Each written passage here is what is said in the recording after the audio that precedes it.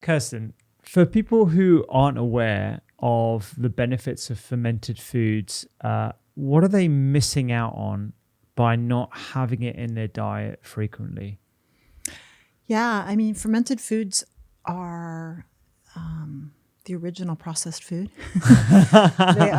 They are just they're wonderful. When microbes process your food, it elevates so many things.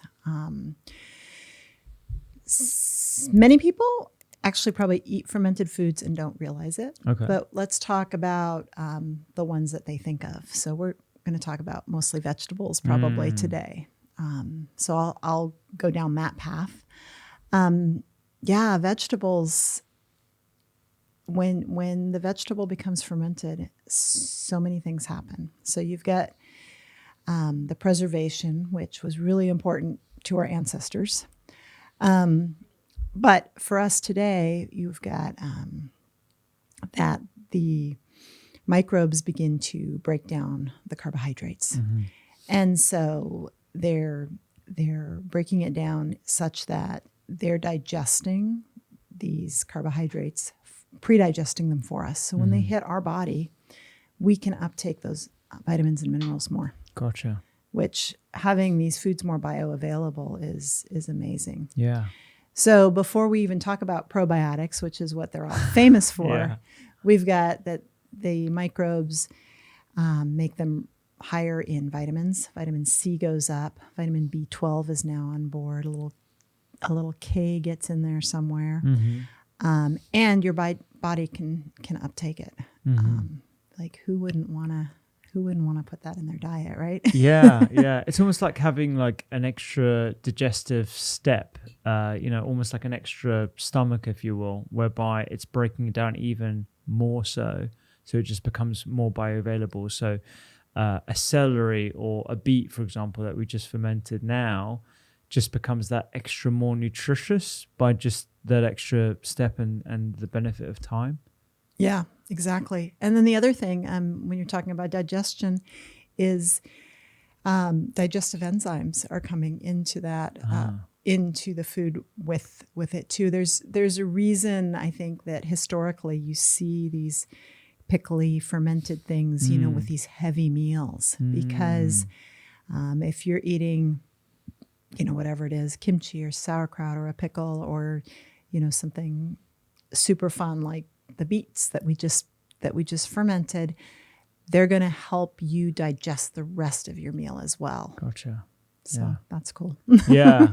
And so I'm just thinking about food pairings in my mind here. You have like a tartar sauce with lamb, or you have like a pickled radish with a chicken that might be broiled or whatever. So you can sort of understand the food combinations of our ancestors just through the lens of, okay, this is going to improve your digestive process every day. And so when we talk about just the benefits of the fermented foods on their own, what are some of the things other than breaking down the nutrients in those ingredients that can be attributed to, improving gut health or improving mental well-being or inflammation levels? Yeah, absolutely. Well, the gut health thing is just blowing up right now. I mean, that. I'm sure a lot of your listeners are hearing gut health like every which way they turn right now. So one of the first ways that in the last 20 or so years that people really started thinking about fermented foods being healthy for their gut is that they contain a ton of probiotics, and probiotics are the live microbes that live in our gut. And that's wonderful. But what they're finding now is that those microbes, it doesn't matter whether they're alive to help repopulate our gut or dead, they are going to positively affect the microbes that are in our gut. It's kind of interesting because, I think there's sort of this idea that you're going to eat these probiotics and, they're just going to sort of populate your gut, or you keep doing it. But you're your gut is already full of microbes. Yeah. Some that you want there, and some that you may not. And I think this is sort of an aside, but bear with me. I think one of the fascinating things is that the gut microbes determine our cravings. Okay. And so, for example, my husband likes to tell a story that he had a perfectly well-developed sweet tooth until we started eating a lot of fermented foods. Really? And then his gut started changing to where they didn't sound like that jelly donut. He wasn't going to reach for it. It didn't sound good. That's so interesting. And so, but the science is there with that. It's if you feel guilty about your cravings, like blame your gut. It's not your fault. It's the guts that are saying send down the chocolate croissant. It's not your brain. Yeah. And that's part of that gut mind connection, you know. And so it's interesting as you start to eat these fermented foods, changes like this do happen, and people report that all the time. Is that you know, as you're not feeding the sugar lovers that might be down there as much, those populations are gonna lessen, and some populations of other microbes are gonna kind of move in their place. Yeah. Yeah. So it's pretty fascinating, and the more we know, I think the more we realize we don't know about all that's going on. Absolutely, yeah. So, Kirsten, for people who don't necessarily have the confidence to ferment themselves, you know, using yeast, bacteria, fungi, because we've been led to believe that these things are dangerous, if they simply wanted to go and get some fermented foods from the store, what labels do they need to be looking out for so they get the good stuff? Yeah, absolutely. So a couple things. One is, in the last 10 years, there's sort of all over the world, there's a lot of small makers. So I think the first thing is, you know, check your market, check your local market. But if, you know, you're going to the grocery store, it's really important that you head to the refrigerator section if you want these to be live fermented foods, because they will be unpasteurized and need to be kept in the refrigerator section. Okay. So that's your first hint. You're not going to find a live probiotic fermented food on the regular shelves. Okay. And then once you're there, look for unpasteurized.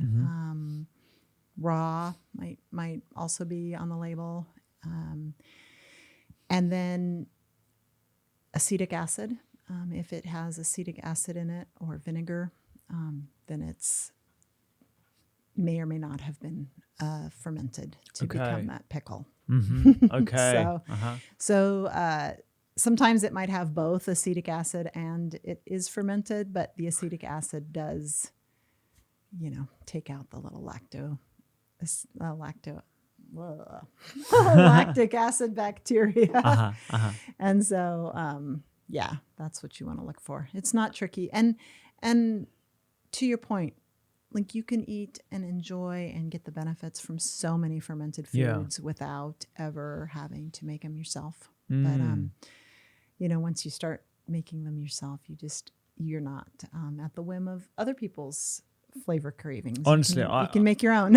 I'm a complete convert now. Like just seeing how easy that was today, you know, just the process of shredding or chopping, adding a salt and the flavors that you want, and then mashing it down into a jar, and then allowing nature to just do its thing. It's phenomenal. And I know I've rationalize and I know intellectually that's basically what fermenting is, but actually doing it, the process of it, it's very freeing, because the ferment that I buy is very expensive. And look, I love supporting local makers and, you know, artisans and all that kind of stuff, but you know, particularly right now, I think it's time to take control of our own food, and if we can explore this beautiful array of flavors while supporting our health, it's like a win-win. So for sure. And you can also, you know, once you realize how simple it is, you can also not only make your favorite flavors, like you don't like garlic, leave out the garlic. You love garlic or ginger, put more in, you know. So you've got that control. You've got the salt control. If you know, want to be in charge of how much salt you consume, you can put in less. And then there's, you know, wasting less food. If you've used half of a cabbage for some recipe, but you still have it in there, instead of letting it languish in your refrigerator forever, you know, you chop it up, you salt it, squish it in the jar, like you said, and you know, in a few days, week or two, you have sauerkraut, and then that cabbage can sit there for, you know, a while before you have to worry about it. So and that can happen with any vegetable, which is pretty cool. That is phenomenal. We talked earlier about the different microbes that create this wonderful array of fermented foods. Most people have heard of bacteria, and there's a specific type of bacteria, the commonly types of bacteria that we use for fermented foods, but there are others as well, like yeast and fungi. Can you give us an umbrella overview of like what microbes are used in these processes? Yeah, absolutely. So we've got bacteria. Bacteria is the three sort of main bacteria are lactobacillus family, and acetic acid, and Bacillus subtilis. With vegetables, yogurt, cheese, a lot of charcuterie, you know, it's a player in sourdough. I mean, lactobacillus is just, you know, the champion of so many of the foods that we love. So lactobacillus is probably the most famous. It's also a probiotic, so it's wonderful. Acetic acid bacteria is what gives us vinegar. Bacillus subtilis is less widely used. It's really one main ferment, and that's natto, which is, but Bacillus subtilis is such an important gut health microbe. Really? Yeah, and natto is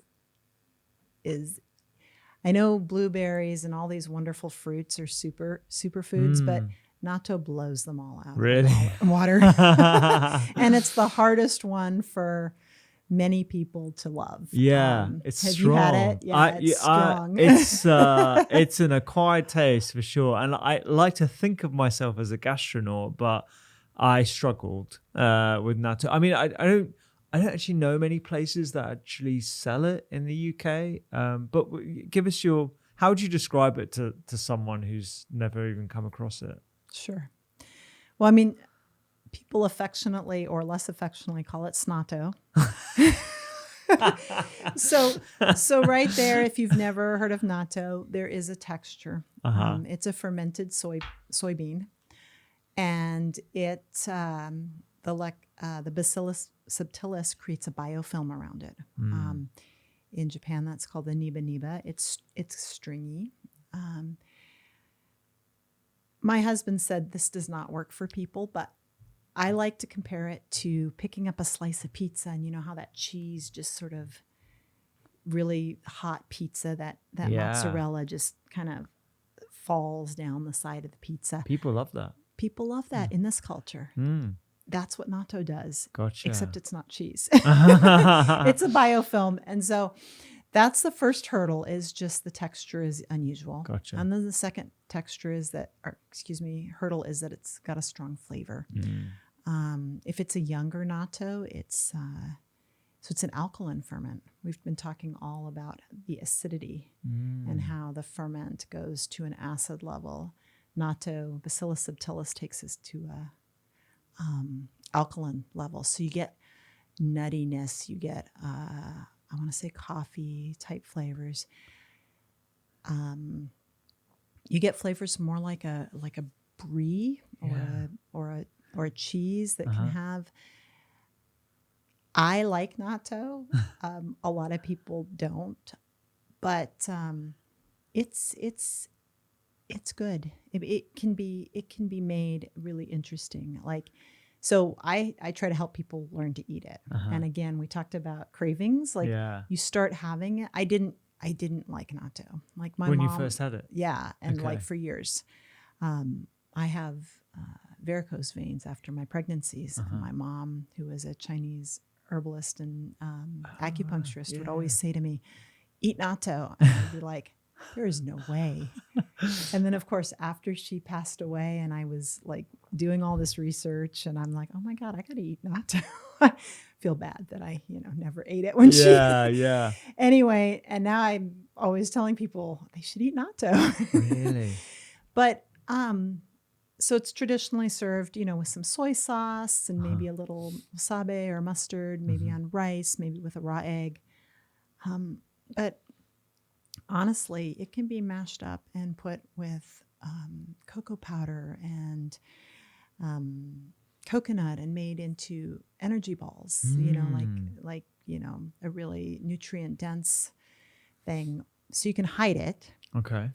You can go with flavors that are bold, like Italian flavors, capers and basil and things like that, and just if you don't like the Asian flavor, there's lots of ways. Again, you can sneak it onto a cheese toasty because the stringiness you'll lose it with all the other stringiness of the cheese that you're used to. So all this talk about natto, why natto, right? Why put yourself through this? The vitamin K is over the top. It keeps the calcium on your bones. So especially as you, hit a certain age and the calcium's wanting to leave, it keeps them on your bones and out of your blood vessels. Gotcha. And I had a heart surgeon come to one of my classes once, and it was a miso making class. And he said, "I just want to talk about natto." And he said, when I cut open a chest, and we're all looking at him like, because he hadn't shared that he was a heart surgeon yet. Okay. And and he's talking about when he feels people's veins or vessels, and he can feel it like eggshells in there. Yeah. And how natto is a way to keep that from happening. And that image alone for me was like, I'm eating natto. So anyway, that's Bacillus subtilis. And that is also a very important gut microbe. Gotcha. I don't think I've even come across that particular type of bacteria. And it like natto is, I'm definitely going to give natto another try, by the way, because the last time I tried natto was in Japan in 2015, I want to say. And I think it was before I learned to have a deep appreciation for lots of different foods, like really dark chocolate or black coffee and good quality coffee.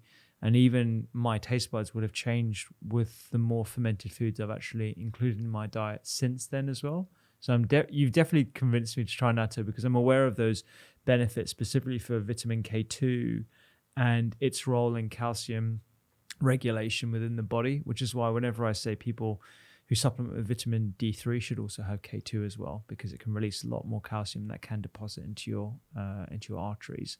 So yeah, natto. But I need to find out where to buy natto, because unless you've got a quick recipe for natto, but it sounds quite hard to make. No, it's super easy to make. Oh, is it? It's super easy to make. It's interesting. It's a warmer ferment. So we've lactobacillus, which is our vegetables, which ferment on our counter. They're comfortable in that temperature. Bacillus subtilis needs like right around 41 degrees Celsius.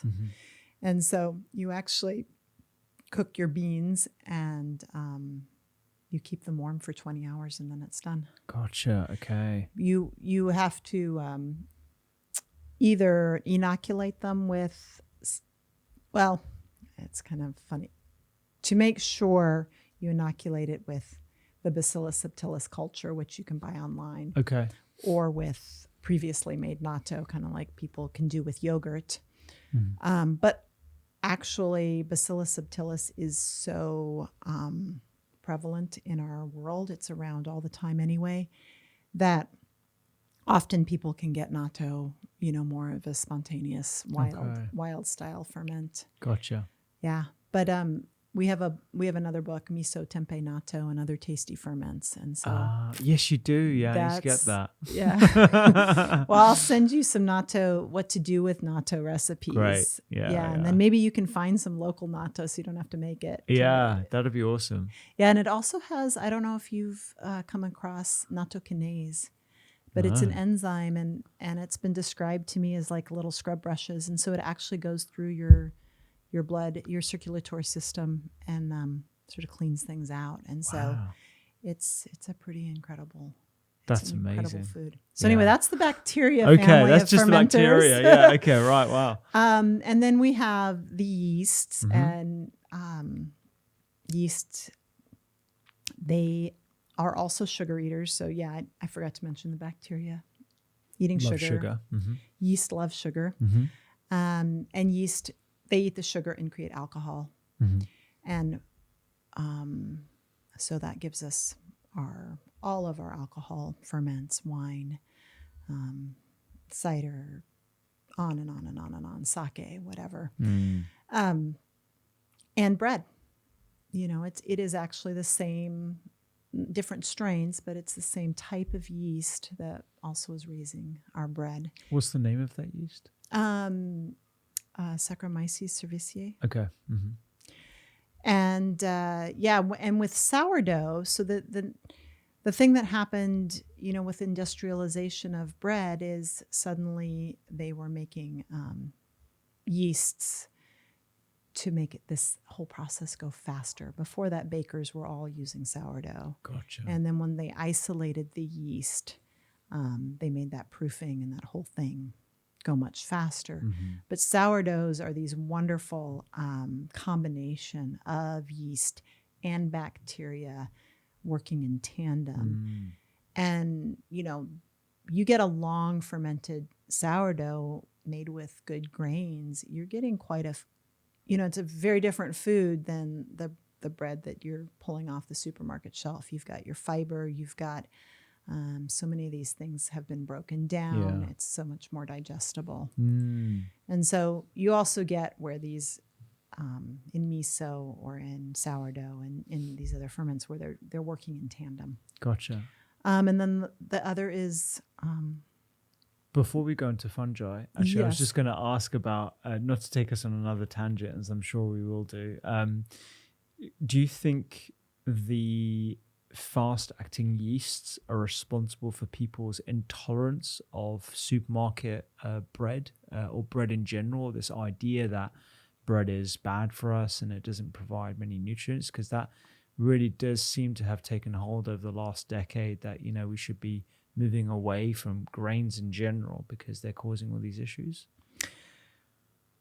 I'm guessing it's in the mix of all the things we've got with the bread issues. I mean, I think the things that I hear the most are that the yeast, the fast acting yeasts, aren't allowing the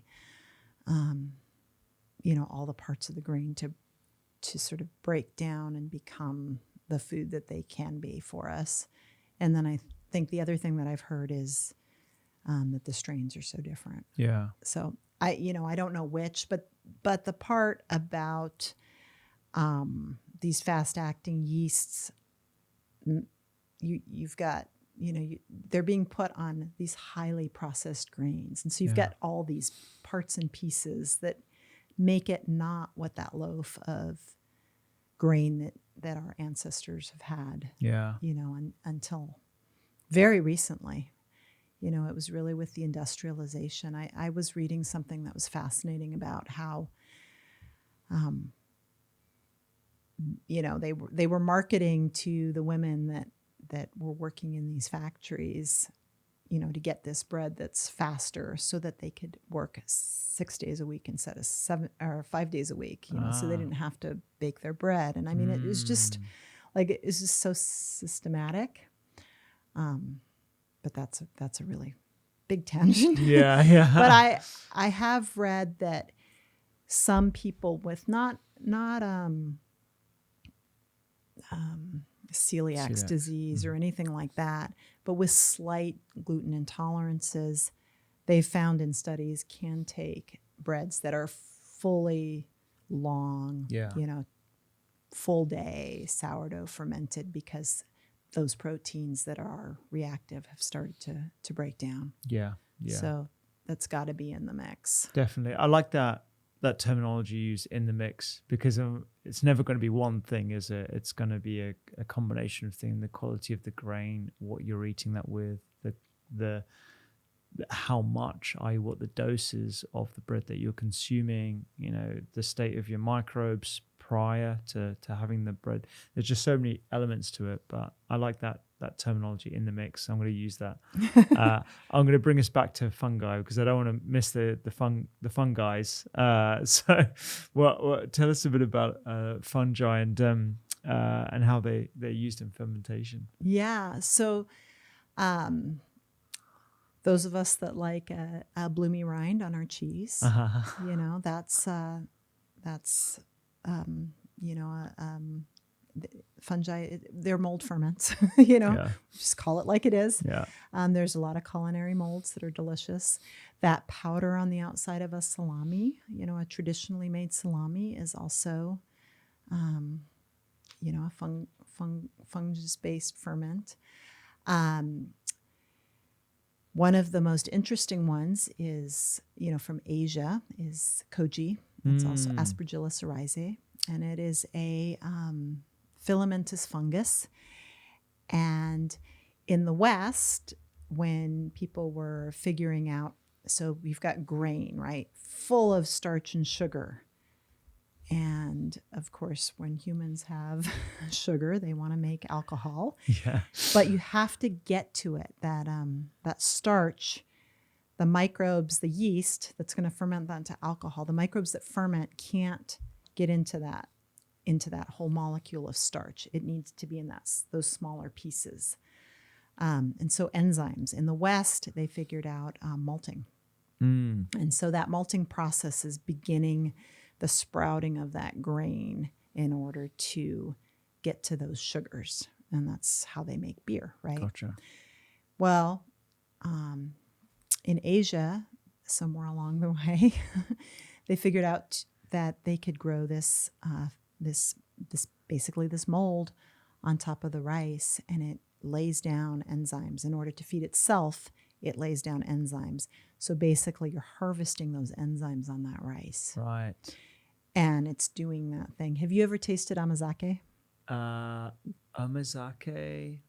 It's a rice porridge beverage kind of thing. I don't think so. No, I don't think so. So it's a really fascinating thing, because when koji has been grown on rice, the same white rice that you would normally eat, you suddenly realize how much sugar is in it. Right. Yeah. Or you can go, and so amazake is basically what apple juice is to cider, or grape juice is to wine.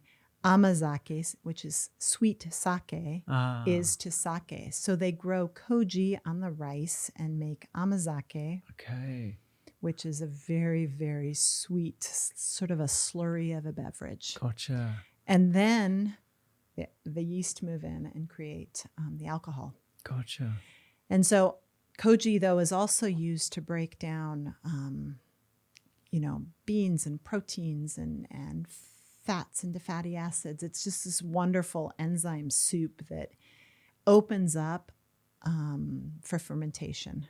So it's interesting that the fungus itself isn't the final product, but it opens up everything that wouldn't be as available to the microbes. So it's like an extra step. Gotcha. And then the other one is tempeh, which Yeah.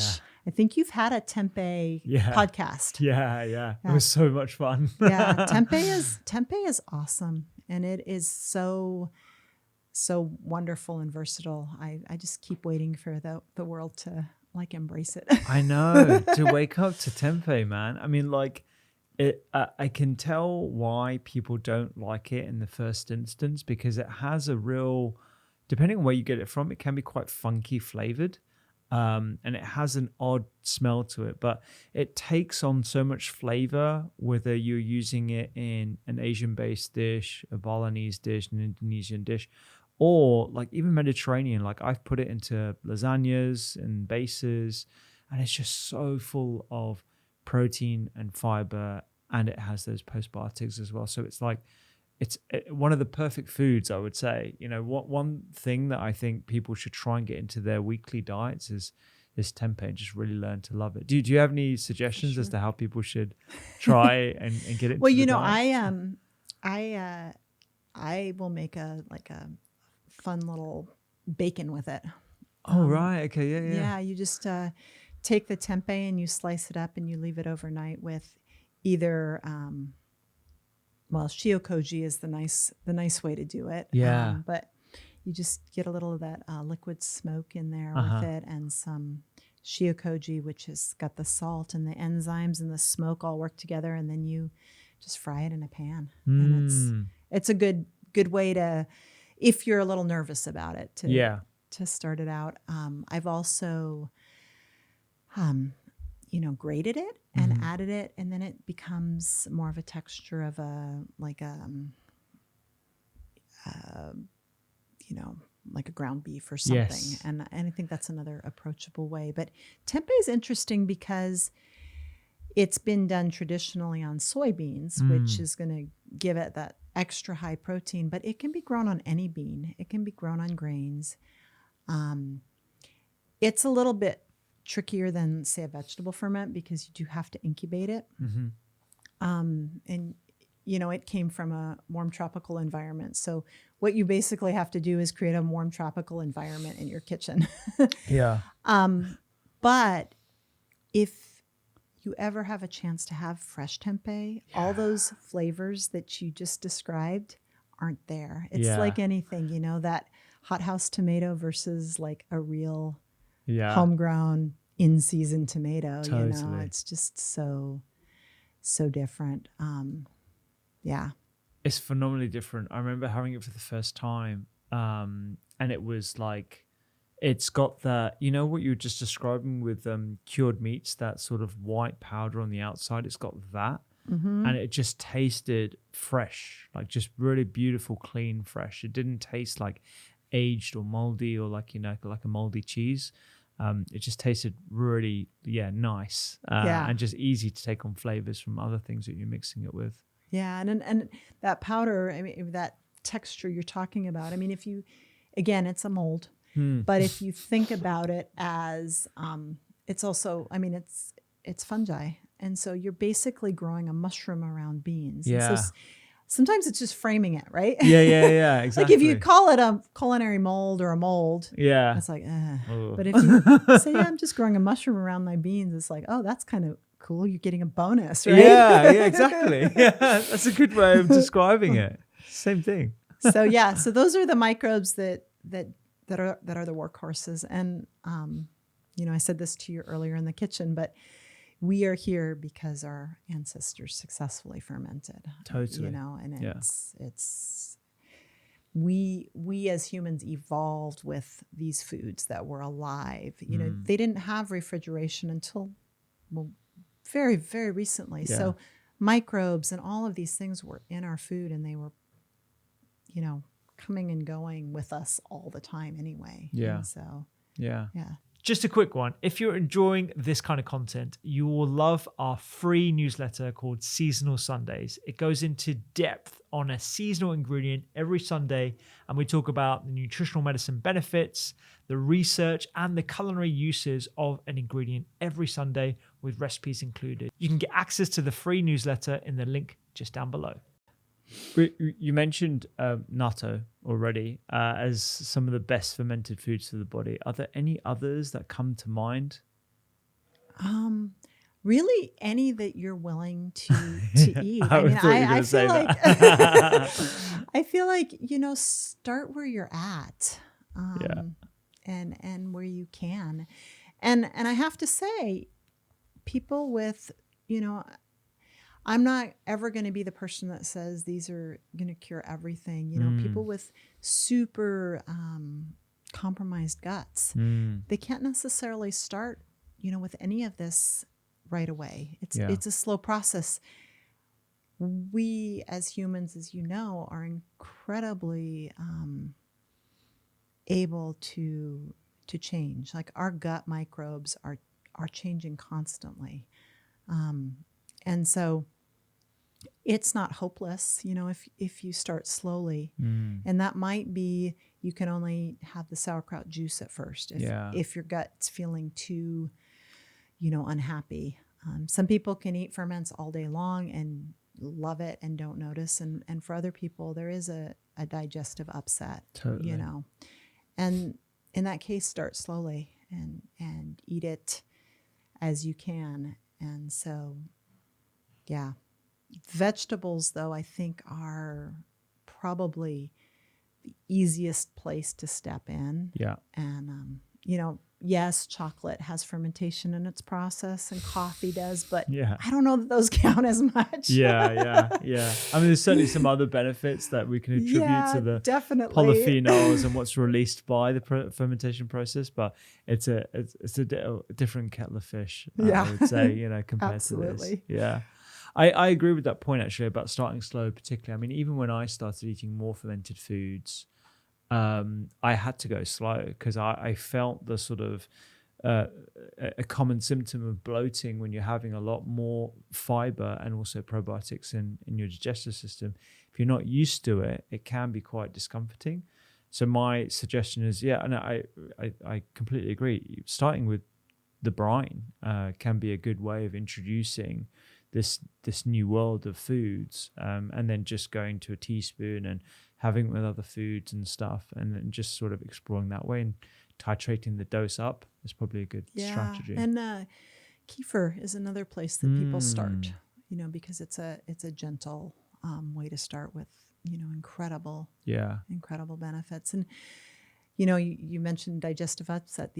The flip side of that coin is that some people, can't eat cooked cabbage or raw cabbage, or vegetables because those starches haven't been broken down, and yet they can eat it when it's fermented. So that kind of goes both ways. But we've all got, our guts have done what they've done over our years on the planet, and so we've all got kind of quirks of who's living in there and what they're doing. And Totally. Yeah, we've got different starting lines, I think, depending on a whole bunch of different factors, whether you were born by C-section or naturally, or where you grew up, how many antibiotics you had during your lifetime. And in terms of, this is something you wrote about in your book, actually, histamine intolerance. It's sort of something that is still a bit murky in the world of nutrition and medicine. But certainly some people find intolerances to high histamine foods. Just some context for the listener and viewer. Histamine is found in everything, but it's found in varying amounts in different things. You talked about histamines in this book. How do you approach this whole conversation around histamine intolerance, and whether people who do have an intolerance can consume fermented foods or not? And I'm glad you brought that up, because I think that also goes with what I was saying earlier, which is, depending on your body and your situation, these foods may or may not be wonderful for your body. And, I've talked to so many people who have histamine intolerances, and they love the foods and they want to love the foods, and they've only heard they're good for you, and they don't understand why they can't eat them. And some people, though, depending on the tolerance level, younger ferments, so barely fermented, can be a way to get around it, because the histamines build up during that aging period. Gotcha. Another funny thing, and it's sort of an aside, but it does relate to the histamines, is some people in their mind, maybe because these foods were traditionally, saved through the year, they think they have to, that sauerkraut has to be 6 months old before you can eat it, or it has to be older to be better. And that's just not the case. These foods are live and evolving and changing, and you can eat them at any point. But if you're, a little bit histamine intolerant, go for an earlier one. And then the other interesting thing is nettles can be really helpful with histamines. And I've talked to people who, put nettles in their ferments, and that helps offset that because it's such an antihistamine. Oh, really? So just regular nettles that you find, obviously wash them and, make sure that but nettles, a nettle sauerkraut is a beautiful ferment. It's very tasty. Wow. Just some cabbage, some nettle, a little sliced onion, and some garlic, because garlic everywhere. Yeah, and it's quite lovely. So again, depending on where somebody is on their intolerance. Gosh, I need to start making nettle fermented nettles, because I get hay fever quite a bit, and I'm always looking to get antihistamines into my diet, and so that could be a good way. It's a great way. That. Put it in your kimchi. Yeah, absolutely. Yeah, and what season is on or? It's here, right? It's all over the place. It's all over. Yeah. I have to search for my nettles. Really? But you guys have it everywhere. Oh, we got it everywhere. You go to any park, there's nettles everywhere. Yeah. You just got to make sure you glove up before you grab it, and then wash it properly and make sure there's no dog wee on it and stuff. So totally. Yeah. Put it on all your ferments. Yeah. And that leads me to the question that I asked you actually during the cook is you can ferment dark leafy green vegetables, right? So things like, not just cabbage, but the sort of the leafier varieties, Swiss chard, spinach, arugula. Yeah, all of them. A lot of the Asian cultures have variations of dark leafy greens, like different variations of mustard and brassicas, and these have been fermented traditionally, for the centuries, and so they're delicious. Let's see. Broccoli, less so. Less so. I really like collards more than kale. I don't know why. The flavor's different. Kale, for me, is the one I would ferment the least. Okay. But all the others, and it's funny because kale's a brassica. I feel like when you cook collards and kale, there's not a huge difference. So why they ferment a little differently, I'm not sure, but we talked a little bit when we were in the kitchen about how, I was so surprised when I fermented spinach for the first time because, it stayed kind of a light color.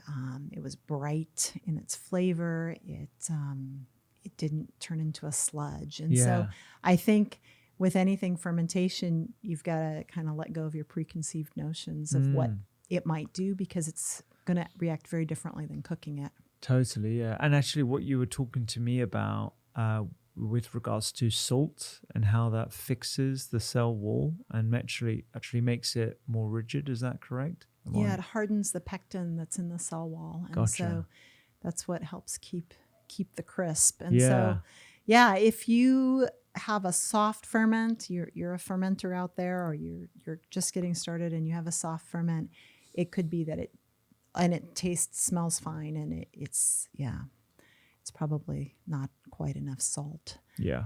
And that's as an aside, that's the thing.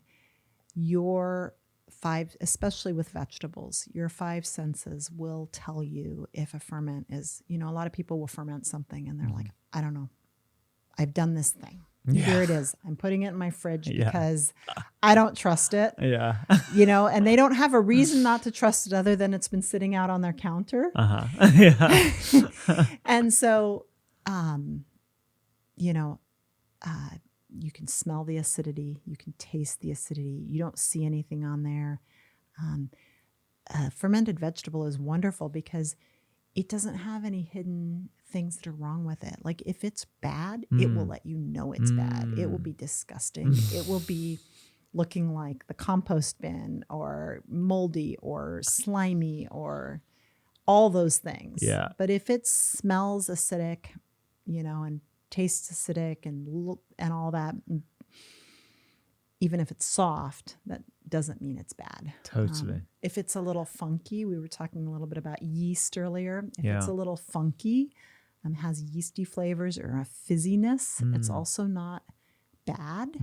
It just has had some yeast move in or something.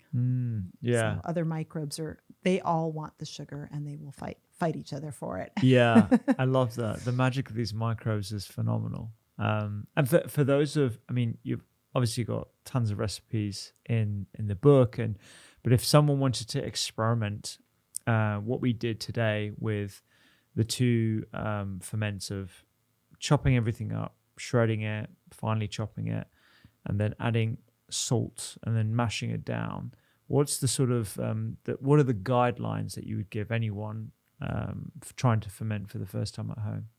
Sure. So yeah, we used to say shred, salt, submerge, conquers evil every time. Okay. And so you're shredding it up. You're getting, either finely slicing or using a grater or, the cabbage, obviously you're going to cut it in shreds. Because then when you put the salt in, you're wanting to create the brine. Okay. So you're wanting to break the cell walls. And so if it's too chunky, you're not going to get enough brine to cover it. So that's your biggest guideline. As far as amount of salt, I ferment anywhere from, with a regular dry brine ferment, which is what I call it when you're creating the brine with the vegetable, I'll use 1.5 to 3% salt. Okay. 1.5 is sort of my happy place, but if the vegetable's softer, if the weather's hotter, I might go higher. Okay. Again, keep that crisp. Okay. Yeah. So once you've done that, you're going to squish that all together. If you are doing it by taste, just add, think of it as a soup. Like, what would you put in that amount of soup? Add a little less, squish it up, taste it. You want it to taste like a salty chip, like something you want to keep eating, something delicious. Not briny, not overly salty, not like, ooh, you don't want that reaction, but you do want to know that the salt is in your ferment. At that point, you're at that spot. And then the last step is just you get it squished in there, get that brine over the top so that it's anaerobic. And then it's just managing the CO2. Yeah. It's such a simple formula, and I love that shred, salt, submerge. It's a lovely mantra that I'm going to keep in the kitchen when I'm making my ferments now. Yeah, because that's what it is. It's keeping that oxygen out and letting the microbes do their thing. Gosh, you've been doing this you were telling me, since 2009, is that correct, or earlier? I had a small farm-based business in 2009 selling ferments to people, but I started fermenting probably in 1998 or 99.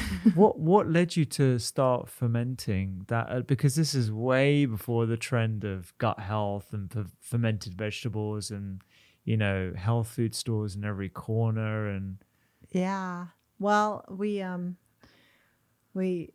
got some bright idea to move our family out to the countryside and grew a garden and bought some goats and had some milk. And as soon as you have abundance of food and it's all coming in at one season, you suddenly realize you have to figure out a way to preserve it. And, freezing and dehydrating only goes so far. So our fermentation journey actually started with cheese making. And then the funny part is with vegetables, it started out with my mom finding an antique crock at a store, and one Christmas filling it up with shredded cabbage and fermenting it and putting that under the Christmas tree. and we picked up the box, and she's like, "Oh, be careful with that." And the kids are like, "Oh, that stinks." So, but anyway, that was her way of kind of saying, and then I realized at first I thought you could only ferment cabbage. I didn't realize, and there's no internet then to say, oh, Google, can I ferment turnips or can Yeah. I ferment, parsnips or whatever? And so I would just ferment things in the garden and see what happened. And Oh wow, so you're a proper experimenter. proper experimenter, yeah. No, didn't kill me. But then once I really started to understand the science, it was like, oh, duh. Yeah. It's all going to ferment. The microbes are just happy you're giving them sugar Yeah. and the space to enjoy it. And so they're going to consume the sugar, make that acid and CO2. And Yeah. So. It's a gorgeous parallel for like basically how we should be thinking about looking after the microbes within us, keeping them housed, keeping them fed, and then they'll produce all the good stuff for us as well. So Totally. Yeah. And that actually is the secret to the fermentation too, as far as you asked about the different microbes. It's like, as long as you know what they need, so if you want to grow tempeh, as long as you know what they need, you're going to grow tempeh. Yeah. If you're fermenting vegetables, you know that they need this anaerobic environment to thrive, a little bit of salt to keep out yeasts or other microbes that we're not trying to have thrive. Yeah. And, you're keeping it in that temperature range that really is the temperature we're comfortable in. Yeah. They're going to thrive, and then your ferment's going to work. Yeah. That's amazing. Gosh, what a gift you are giving to the world with your online courses, your books and everything. Just the permission to that allows people to make their own food and improve their health. It's brilliant. It's phenomenal. You're such an inspiration, and I really appreciate you teaching me how to ferment. And hopefully we can have another conversation at some other point when you're back in London. I can show you some of my ferments as well. Yeah, brilliant. Thank you. If you like that episode, you will love this episode with Jessie and Chisape. We talk about glucose, the uses of glucose, and glucose hacks that can flatten your glucose curve, and why that is important for health and longevity. You can check it out by clicking on the link right now.